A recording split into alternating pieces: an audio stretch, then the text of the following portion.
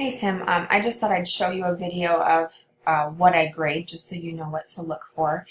So when I go into grades, the quizzes are automatically graded, so I don't worry about that. But I usually have 3 to 4 assignments to grade every week, so I'll kind of show you what happens.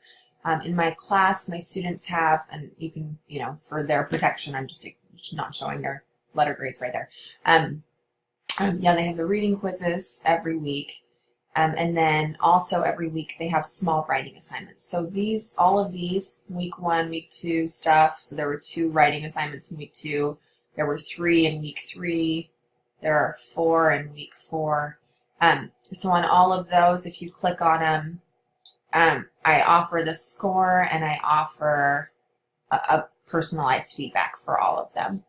So that's where I spend a lot of my time. I'm in the discussion boards quite a bit, but I also spend a lot of time grading. So all of those small assignments get graded typically with personalized feedback. Sometimes there's something I can say for everyone, and so I'll do that. Or most people, but most of the time it's personalized feedback for every one of these small assignments.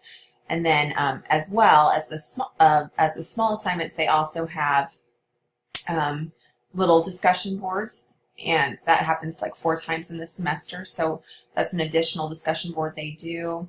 I grade those. And then they have reading discussions every week, so I'm also grading those. And again, typically it's personalized feedback here, but sometimes it's template feedback.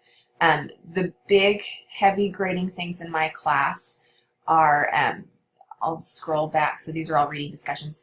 They have 2 major essays, and they have 2 major essay tests.